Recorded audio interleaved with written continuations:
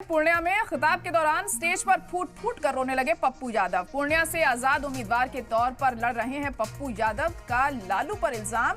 कहा कि पिछले 14 दिनों से उन्हें टॉर्चर किया जा रहा है। पप्पू ने कहा कि उनकी पार्टी तक खत्म कर दी गई। तो पप्पू यादव यहां फूट फूट कर रोए। स्टेज पर आजाद चुनाव लड़ रहे हैं वो पूर्णिया से, और उन्होंने लालू यादव पर यह इल्जाम लगाया है कि पिछले 14 दिनों से उन्हें टॉर्चर किया जा रहा है।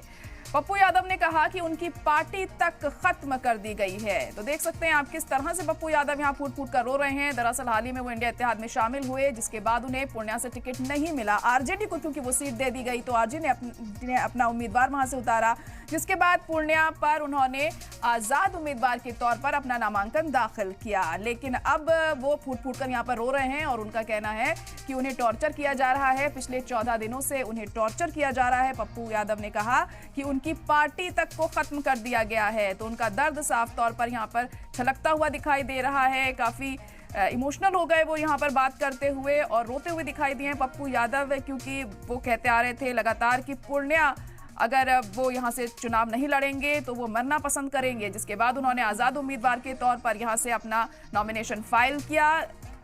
तो वहीं अब वो ये कह रहे हैं कि उन्हें टॉर्चर भी किया जा रहा है। पिछले 14 दिन से उन्हें टॉर्चर किया जा रहा है। आइए चलिए सुनवाते हैं क्या कुछ कहा गया उनकी तरफ से।